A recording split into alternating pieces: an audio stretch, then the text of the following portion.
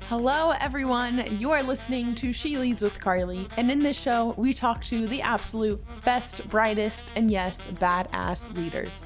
Together, let's build a DNA of what it takes to rise to the top and truly make an impact. I'm your host, Carly Malatsky. Hello, everyone. I am super excited to welcome our guest today, Nicole Baer, a distinguished marketing executive with over 25 years of experience. Nicole's career includes leadership roles at renowned companies like Aon Hewitt, Zendesk, and Logitech. During her decade at Aon Hewitt, she climbed the ranks from a product marketing specialist to becoming the corporate VP and head of marketing for the talent group. At Logitech, she served as a chief operating officer and chief marketing officer for the Logitech Sports and Human Performance Group. In 2022, Nicole left Logitech to embark on a personal journey, taking a sabbatical to explore her passion for fitness and eventually establishing her own fitness coaching business. Recently, she returned to her marketing expertise, founding her marketing consultancy, Baer Consulting, following the success of her full-service marketing consulting firm, Artemis Marketing Partners, in which she founded in 2017. Nicole holds a bachelor's degree in English and American Literature from UC Santa Barbara and obtained her MBA from Berkeley's Haas School of Business 10 years later. Nicole, it is such an honor to have you on the show. Welcome. Thank you, Carly. I'm thrilled to be here. Of course. So, Nicole, set the scene for us. Where are you in the world? What's the situation looking like? Yeah, so I've been on my official sabbatical for almost 9 months now. As I'm sure we're going to get into, for the reasons behind my sabbatical and sort of what I've been doing for the last 9 months, as you mentioned, I started a fitness business, which was great. It's been a side gig for a while, and doing athletic coaching, et cetera, really a passion of mine for many years that I've been able to kind of lean into during my sabbatical, but also recently launched a consulting business, Baer Consulting, and getting back into my marketing roots with my new business. And by the way, I see 4 guitars behind you and a set of drums. So is this your passion? Are you a musician or is it the family? I'm a little bit of a musician. Nowhere near the rest of my family. My husband is an incredible musician, plays multiple instruments. My oldest son plays bass guitar and my youngest son plays the drums. So I mostly sort of like play the tambourine alongside them. The supporting role. I'm exactly. But I can't. I love that. Yeah, I can't say that I'm at the level of skill that they're at. Yeah. Okay, so what I love to do is I want to go all the way back to your childhood. Where did you grow up? And also, what type of child were you? Yeah, so I was born in Santa Monica, so a SoCal kid. But we actually moved up to Northern California for our startups. So this is when startups were not startups as they are now. These were like bootstrapped, people who were really passionate in the early days of tech. So moved up here for a startup with my dad. And we lived in suburban Pleasanton, California. Very much sort of that suburban lifestyle as a kid, a middle class, safe neighborhood, riding my bike, sports, academics, and kind of all of those classic California suburban things. And as I got older, I got a lot deeper into academics and sports. And when you look at the person you are today, if you could pinpoint almost a person in your life that you think has inspired you the most from childhood, who do you attribute that to? I would probably say my late father had a huge influence on me. Primarily the way that he had a fundamental respect for other people and decency that I think I carry into my own life, as an adult, and really viewing people as being worthy of respect, regardless of who they are. And that was very much a quality that he held, and I think I carry that forward.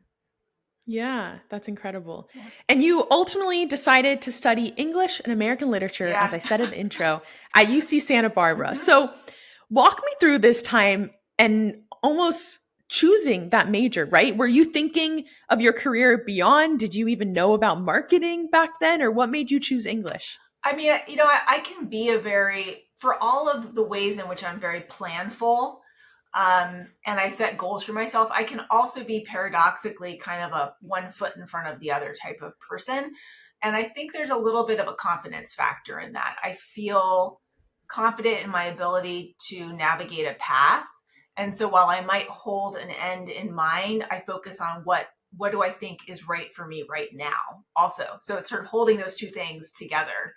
And that was very much what I did in terms of pursuing that degree. I was a voracious reader. I loved reading. I had very influential teachers when I was in high school, even going back to elementary school, who supported my love for reading, but also for analysis. And I discovered I had a little bit of a gift for analysis. And at the time that was in books, but as I sort of grew into my corporate career, that became analytics in a lot of different ways. But it really started, like, my passion for analytics, whether we're talking about marketing or sales, started with analytics for literature. And I really would go deep into, a literary crit on a book, for example.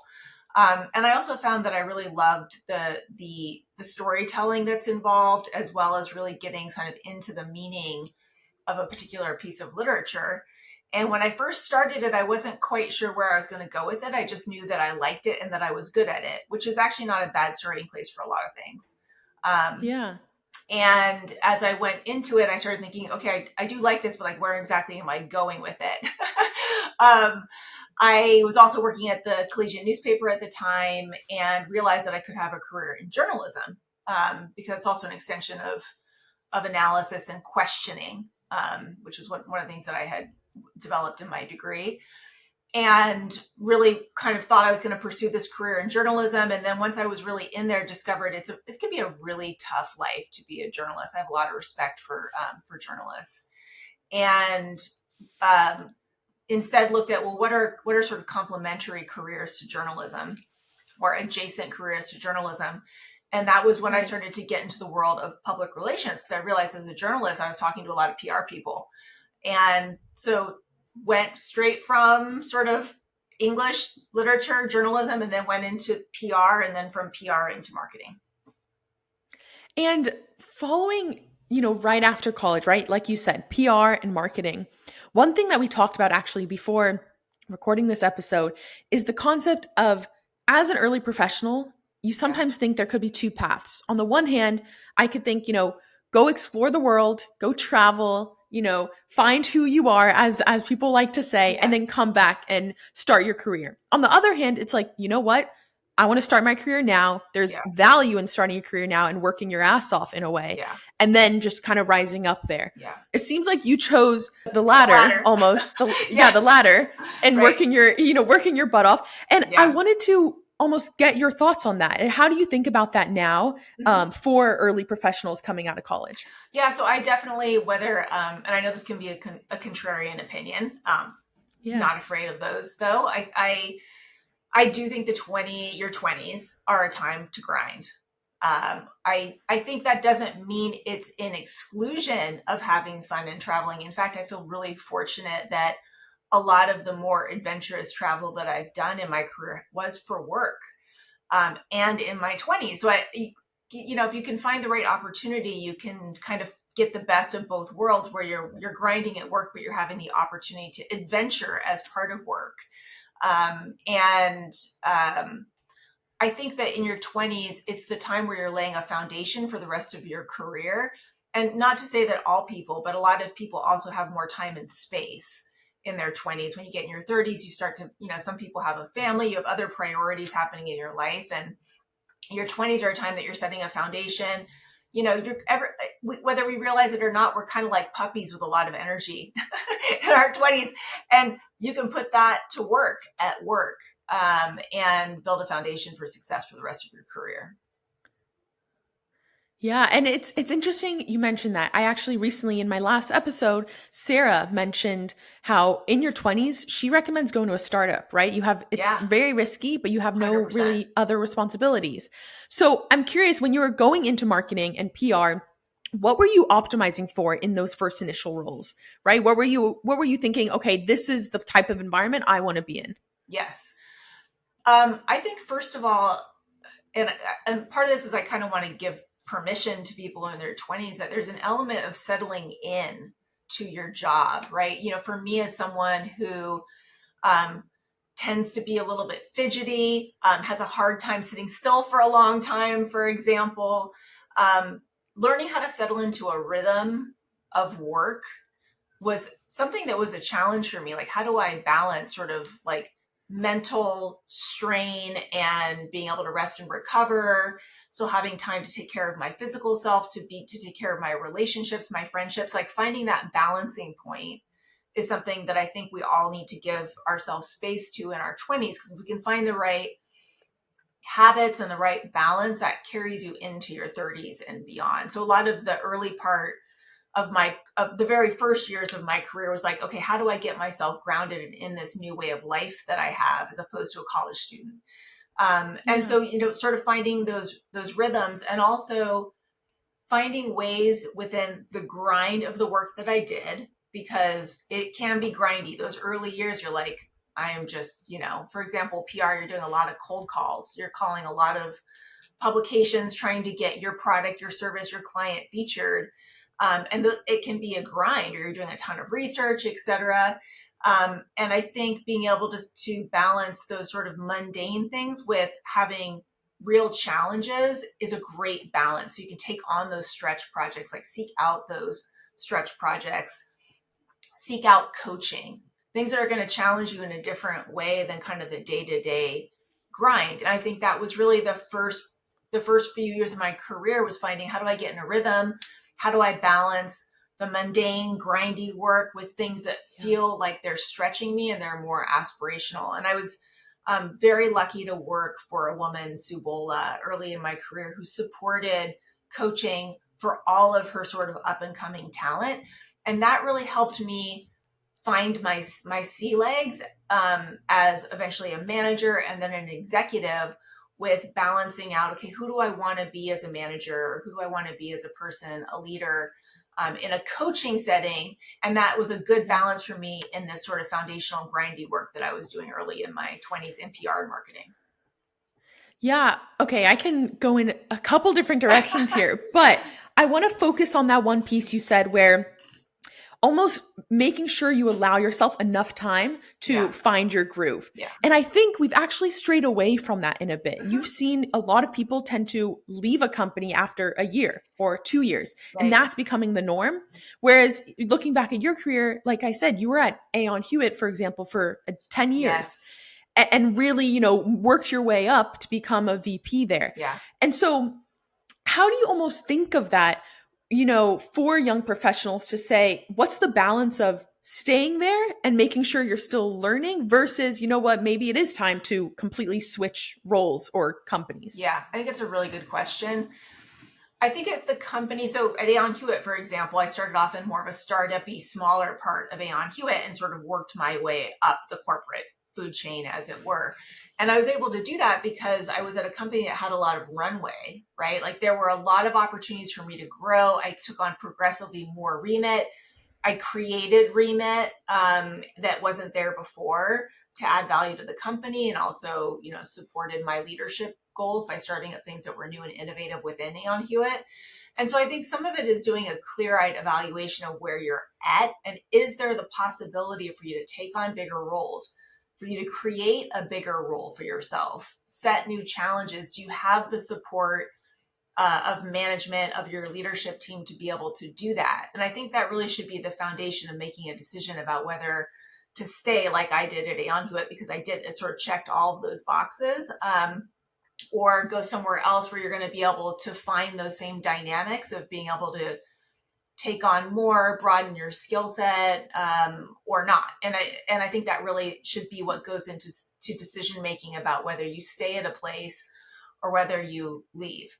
I would say that I think there's a lot of validity in both paths. I've seen people who got great experiences by going to a series of different companies and sort of finding their way that way. And I've also seen a lot of benefit to staying somewhere, and being able to grow with that company. So, I don't think you make a bad choice as long as you're making it with the right sort of objectives in mind. Yeah. And looking back at your experience at Aon Hewitt, kind of like what you said, rising up the ranks, how much almost self advocacy did that take, or negotiation? What did that process look like? Because it A lot. sounds much easier, looking back, saying yes, I became Uh-huh. this and this, Yeah. but actually in the moment, it's scary too, especially as a woman Yeah. in the workforce. Like, how did you navigate that? For sure. And especially I was in sort of a twofer situation where it was a financial services company, which is Aon, and then a management consulting company, which is Hewitt. And so you sort of had the dual dynamics, especially for women, financial services company and management consulting. I think that what I would advocate strongly for women to do is, first of all, you have to say what you want. You have to say, I want more remit, I want more challenge, and put it out. You have to put it out not only to the universe, but to your boss and your boss's boss, and really raise your hand for those things and be prepared for the challenges that are going to come when you say you want them. The other thing is to say, I want this role. So when I was approaching I could see partner in my sights at Aon Hewitt, I asked about a year ahead of when I knew the partner nomination process happened at Aon Hewitt. I said, I know we're a year out from partner nominations, and it's difficult to become a partner. There's a whole interview process. It's a multi-step process at Aon Hewitt.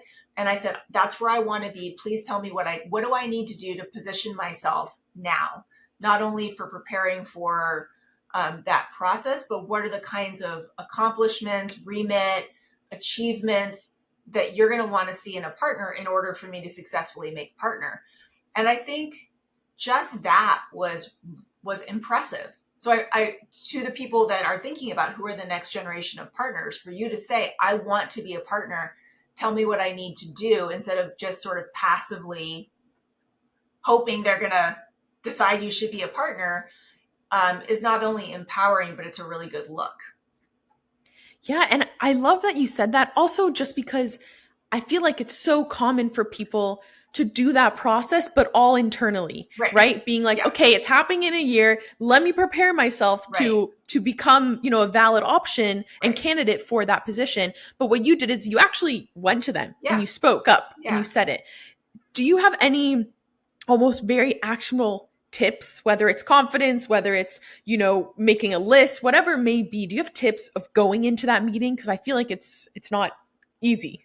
Yeah, I think, in any conversation where you're raising your hand for something, you're saying, I want a bigger remit, I want a role, I want to hire, whatever it is. I think having something quantitative behind you to say, this is why I think I need this, I deserve this, as opposed to just saying you do, right? Right. For me, before I went into that conversation, I did an assessment with myself about how do I stack up in the partners, for example. You're like, what are my performance metrics that justify me being a partner, in the sense of what have I contributed to this business that are going to be things that I would raise in a partner interview, for example, for what I've done. Also, do I have the vision for this? So some of it is looking backwards and saying, okay, this is what I've done really well. And this is my vision for where this team, this role, this business can go. And I have a vision, and I can articulate what that is. So I think it's a combination of having sort of that backward look, and then also having a forward vision that can be very powerful. That's awesome. Yeah. And you ultimately decided, and almost correct me if I'm wrong about the order of things, but you decided then to get an MBA at Berkeley. And one thing that's maybe unconventional is you actually did it 10 years post undergrad at Santa Barbara. So walk me through that process. What made you decide, this is a good time for me to get an MBA? Yeah. Did you have people being like, okay, Nicole, maybe you're too far in your career. What are you doing? Or how did you approach that? Yeah. I completed it 10 years after I started my MBA, 6 or 7 years after. And the reason was that I had reached a point in my career where I realized that having some like classical training in some arenas like finance and operations, for example, were I'm not going to say they're skills that I lacked, because I don't like to look at it that way. More that, and especially I don't want to scare off liberal arts people either, because I think liberal arts degrees are fantastic. But it's more that I felt like for me to be a part of certain conversations that were happening at an operational level or an executive level, that I needed to have a really deep understanding of some of these areas that I had not studied. And someone who is a student by nature, and I'm someone who likes to speak from the authority of knowledge on something, I felt like I needed to go back and get some of that knowledge. And it's not to say that everyone needs to do that, but for me personally, I'm just the kind of individual that likes to really feel like I know what I'm talking about when I'm talking about something. And so it felt important for me to go back and make sure that I understood, for example, microeconomics, and like really get that, or and operations, and things that you're just not necessarily going to get on the job. So that was why I ended up going back, and it was the best decision I've ever made. And if anyone's considering getting an MBA as something that can kickstart your career, that can give you that knowledge, can also thwart imposter syndrome. An MBA can do a lot for you in that regard.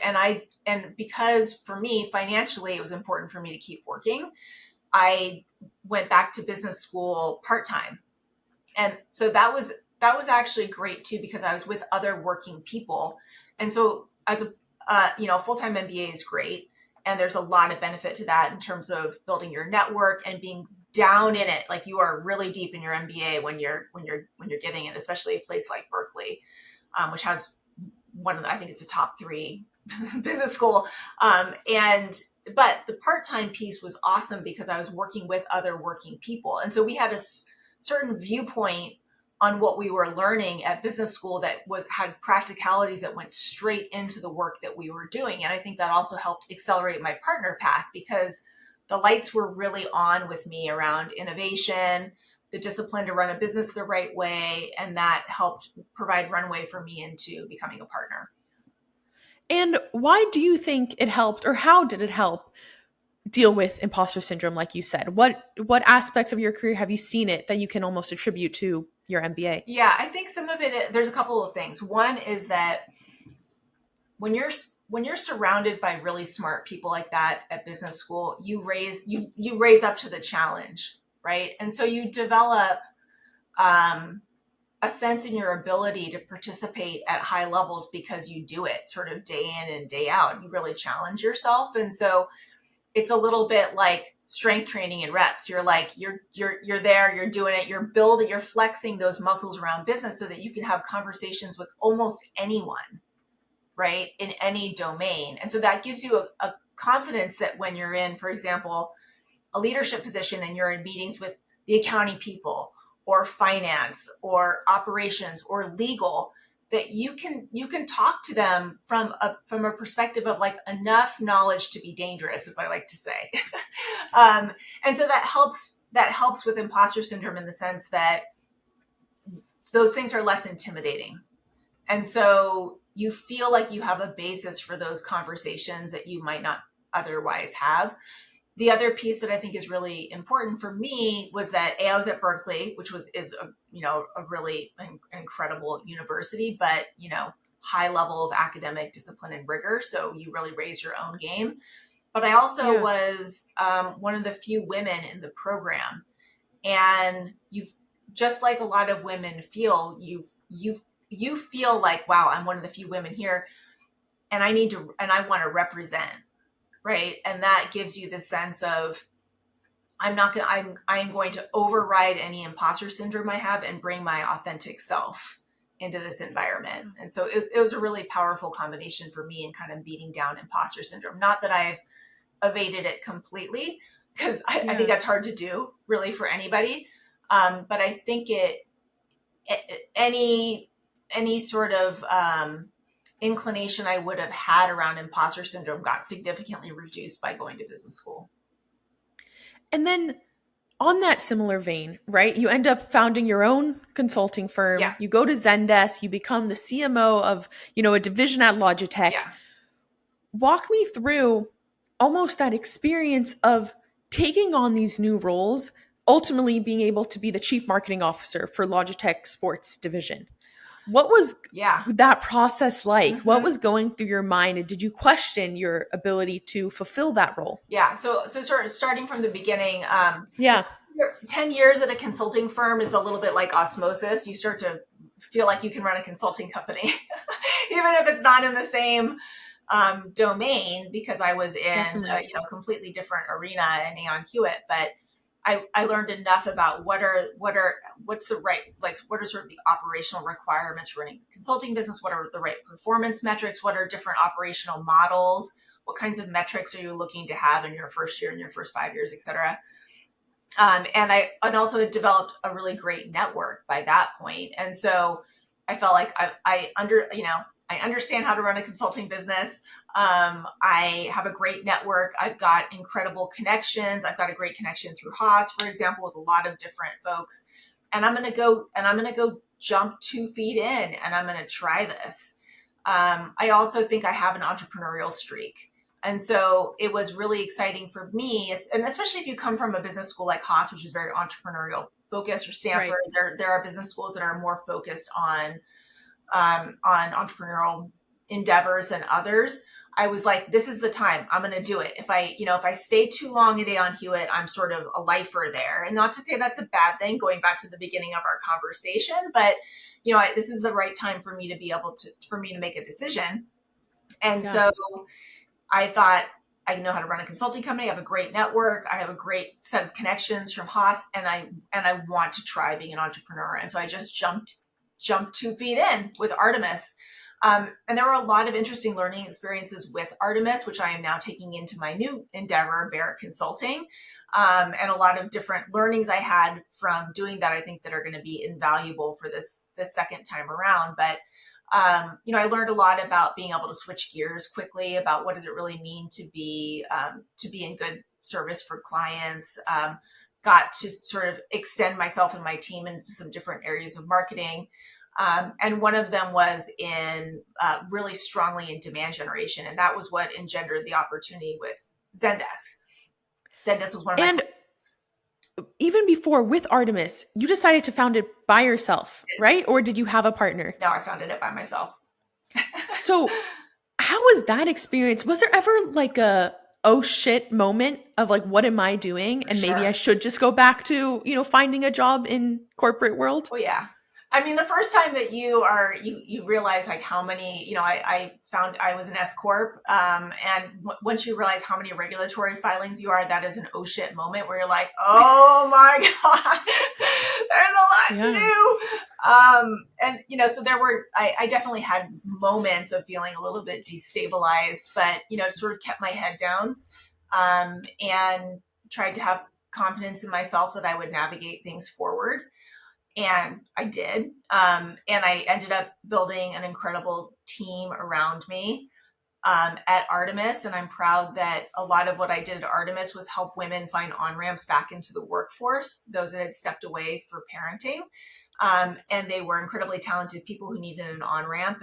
And it's one of my proudest outcomes of that time was that I was able to help people who had the talent and needed and really wanted a way back in that would allow them to keep some balance in their life, to be able to have that kind of environment to work in. And that was the environment we had at Artemis that I hope to also have at Baer Consulting.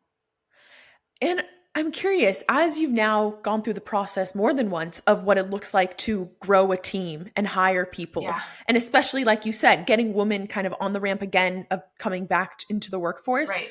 what have you noticed that women, how they present themselves, that you think needs work or improvement, or almost tips for women when they are entering, how they can present themselves? Yeah, I think that the biggest I think that what can make women in that scenario, or any working parent, doesn't have to be a woman, it Yeah. is to raise your hand. It kind of goes back to exactly what we were talking about earlier about me raising my hand and saying, I want a bigger job, I want to be a partner, these things. it's the same way in terms of creating on-ramps for yourself. You have to put yourself out there with people, with other women who are in the work world, other women that have companies, within the networks that you have, even the networks of other stay-at-home parents, to say, like, I am interested in returning back to the workforce, and I want to say that I'm available to do that and would love to have conversations. That is really the most important thing. Going back to something you said about, like, having things in your head. If you have that in your head, but you don't say it, how's the network of people that are there to support you going to be able to support you? And I think that's one of the things that I think that can often be overlooked, is we think, oh, it's posting to this board and it's this and all these sort of structural elements, as opposed to saying, how about starting with the network of people that want to support you and telling them what you want to do. Yeah, that's awesome. I love that. And so for the years following, obviously you really honed in on marketing. Yeah. And I want to know from you as an expert, what do you say makes an amazing marketer? Like, what are 3 top quality traits that needs to be in every marketing specialist, if you will? I think you need to either be able to be, number one, a great storyteller, or be able to follow a story really well.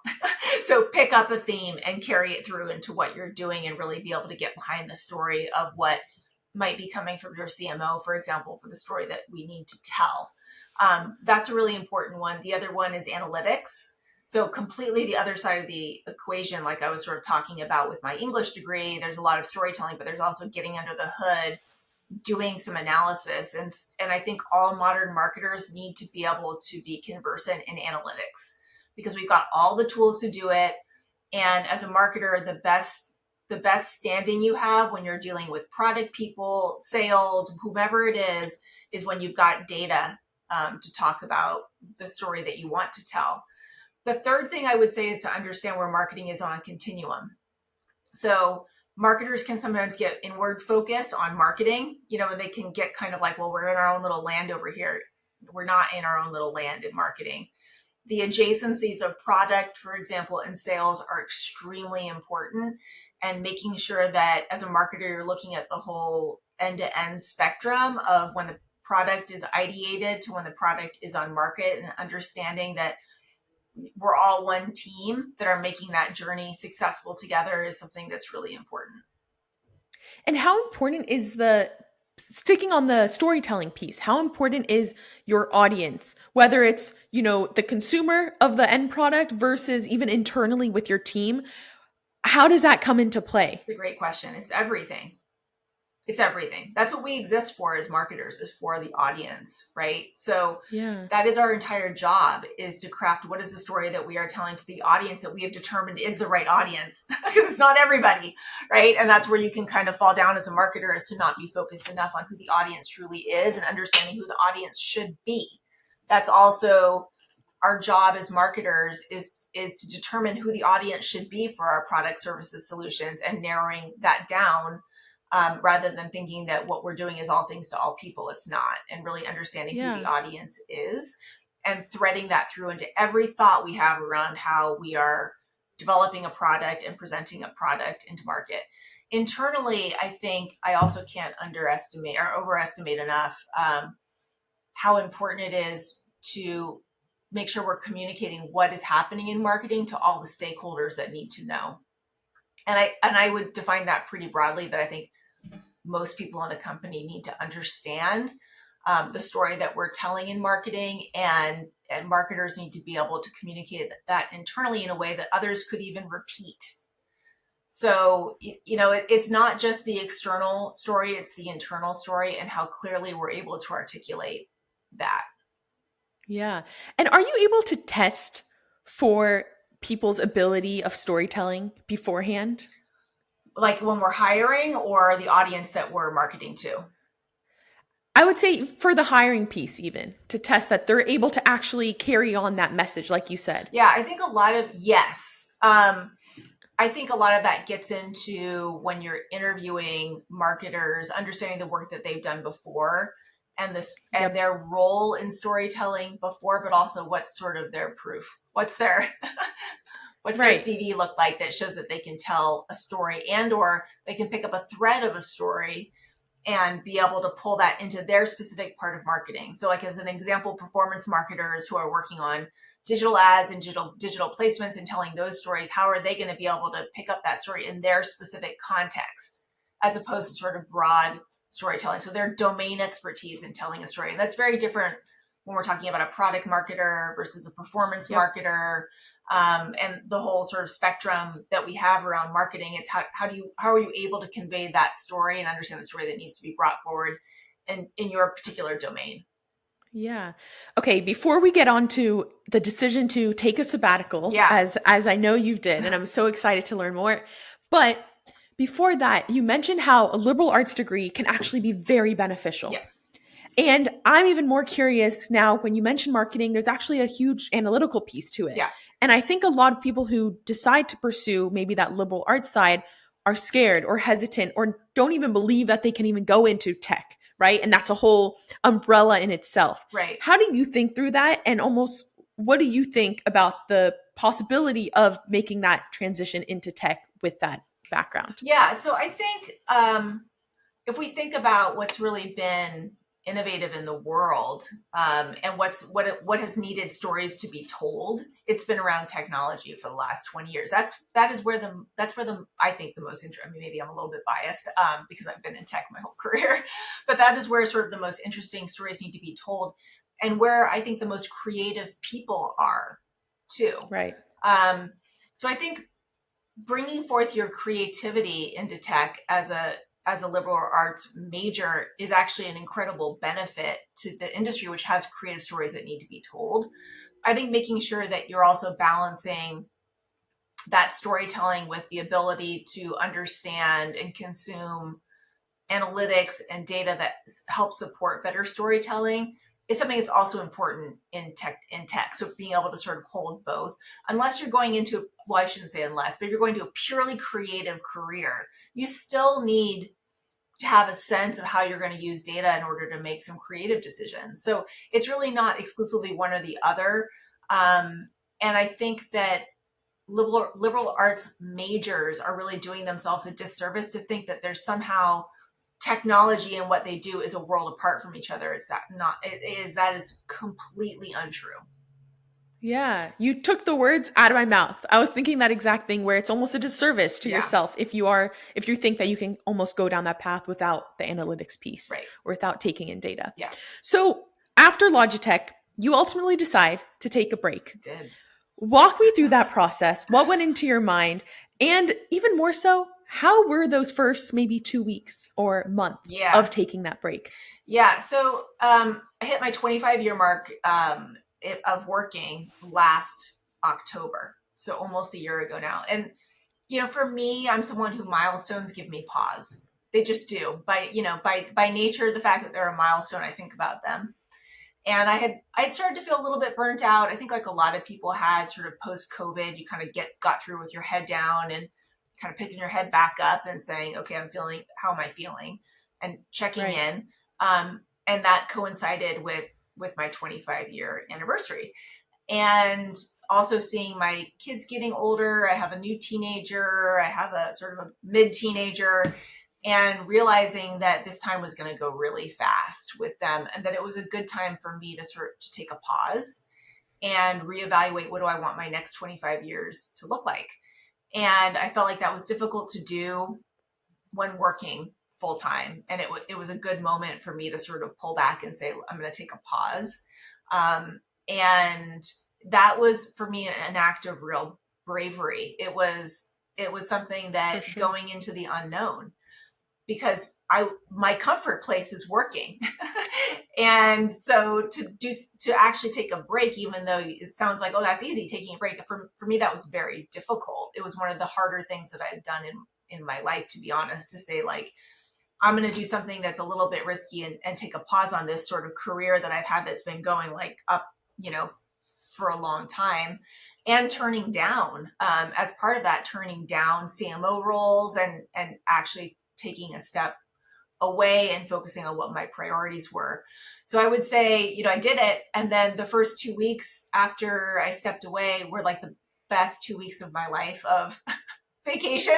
And I think people can relate to this who have been working for a while, which is even when you're on vacation, you still in the back of your mind, you're like, I know I'm going back to that big old pile of email, as much as you try to sort of shut work down, even when you're on vacation for 2 weeks. If you can do that, yeah, you still know you're going back. And for me, knowing I was not going back, I was, this was it. It felt like I was drinking, like I was like an incredibly thirsty person, like drinking from a fire hose. It was a pretty great feeling. And then I had a very strange reaction after that, was feeling like I really crashed out. And I'm fortunate that I got to work alongside Dr. Andrew Huberman.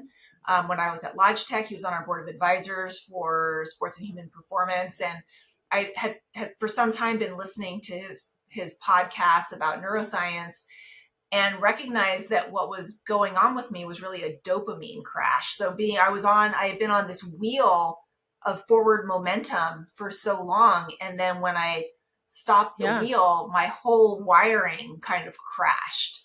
And as opposed to doing what I think a lot of people do, which is they run right back to work. I think this is part of why you see this dynamic of people quitting jobs thinking they're going to take a sabbatical and they're back, like a month later, or people who retire and they bounce right back after retirement. Right. I really challenged myself to stay with the feeling and kind of grit my teeth and say, you know what, I'm rewiring, and I'm going to let myself rewire and give myself the time and space to see what happens if I get off this forward momentum. And some magical things happened. I've been able to meditate for the first time in my life regularly, on a regular basis. My sleep has improved.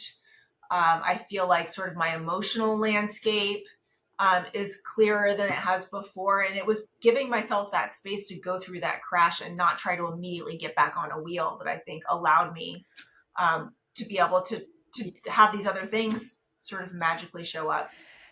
And how long would you say was that crash for? Is it, weeks? Is it, how long did you experience that, and almost what kept you powering through? Yeah, I would say it was a solid 10 weeks. Wow. Maybe a little bit more, like a trimester of really sitting with discomfort. And as anyone who's either an athlete knows, that you have to be able to sit with discomfort, or you meditate for a long time, you have to be able to sit through discomfort. That was my mantra to myself, was stay with the discomfort. There's something that's going to come out of the other side of being able to be uncomfortable that is going to help you grow as a person. And so I just stuck with it. And then these other things showed up.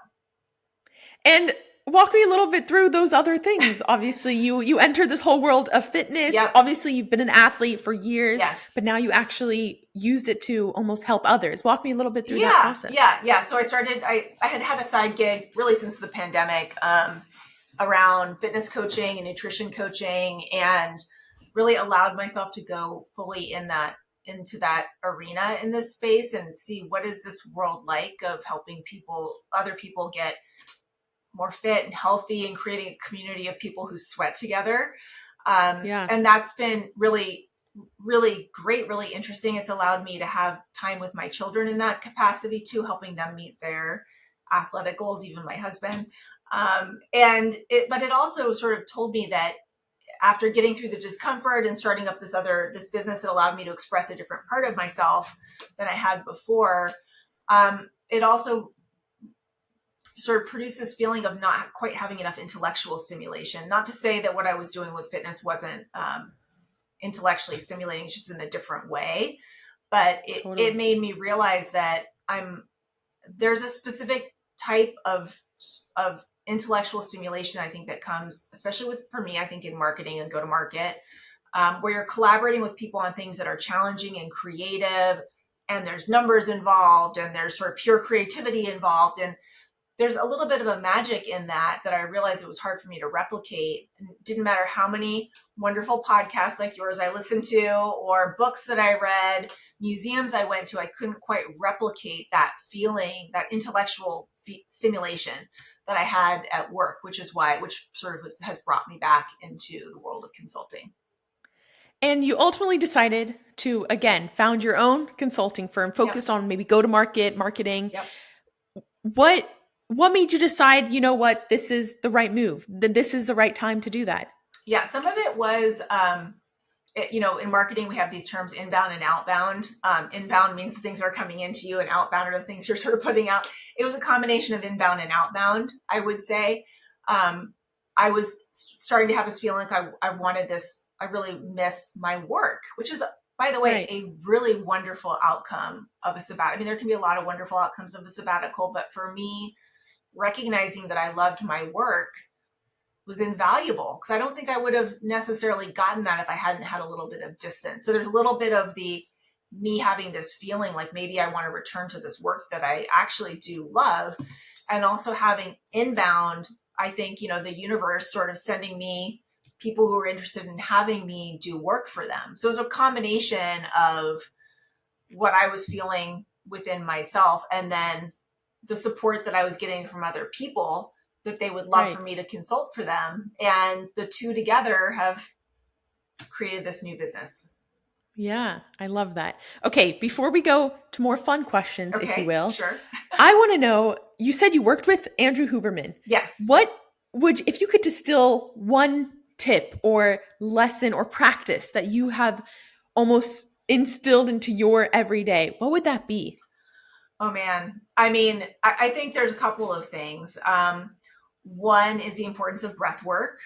That is something that I think we all can benefit from. And it's, I think the work, like breath work, has been something that's been considered to be kind of airy fairy for a long time. And in fact, it's incredibly backed up by science. So things like physiological sighing, you could look up what that is.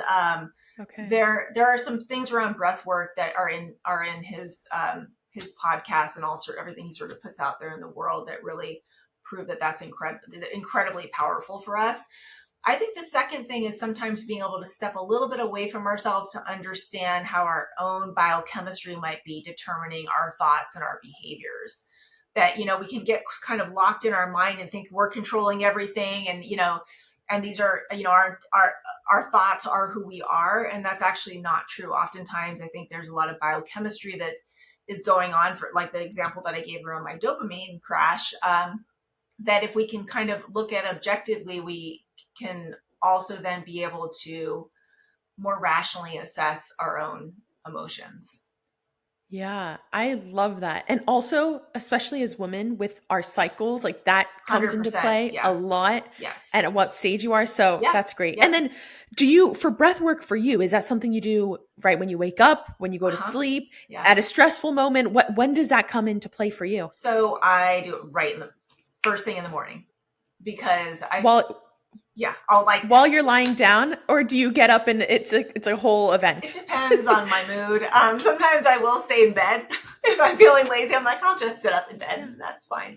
I do have a meditation pillow also that's in my bedroom. And so sometimes I'll just kind of go over there. Sometimes I go and sit in a quiet place in my house, whatever it is. But I've committed to doing it first thing when I wake up, because I feel like it really sets the tone for the rest of my day, how I interact with my children, my husband, my friends, the people that I work with. And so if I start my day off with a daily meditation, then it really superpowers the rest of my day. I love that. Okay, Nicole, you mentioned earlier in this podcast episode that you love and you don't shy away from hot takes or contrarian opinions. So I want to know, what would you say is your almost most highest conviction yet contrarian opinion? Well, we've talked about a couple of them, which is, grinding your 20s, not popular. I know the 20-year-olds are not going to love for me to, it's a good one. It's a good one. To say that, but I think that it's true. I also would say that I think that if everyone in the world focused a little bit more on movement as being part of their everyday, we could change the world. And I know that that's also true for meditation. And I would say, like, if it's kind of a fill in the blank, what would change the world? I think meditation can change the world, but I also think movement can change the world. The simple act of moving ourselves every day, I think taps us into who we are as humans and gets us out of our heads. I think the more that we can feel our primal humanity and also sort of our inner animal that wants to move, whatever your spirit animal is or who you feel like you essentially are, we all need and want to move. And so I think that going from like everyone needs to exercise kind of perspective, I would say if everyone in the world focused on movement every day, I think we could live in a different world. That's awesome. And Nicole, what would you say is your superpower? I've been told that I have a natural ability for people to feel seen and validated. And I think that comes to me sort of naturally. And I think it's something that's a little bit of a quiet superpower, but perhaps a superpower. I love that. That's amazing. Okay, Nicole, it has been an absolute pleasure talking to you and learning from you. Thank you for coming on the show. Thank you for the opportunity. Thank you so much for listening to the show this week. If you enjoyed, please spread the word. Tell someone about She Leads or post about it on social media and tag us. If you want to contact us, feel free to send over a message through the She Leads Instagram page at sheleads.show.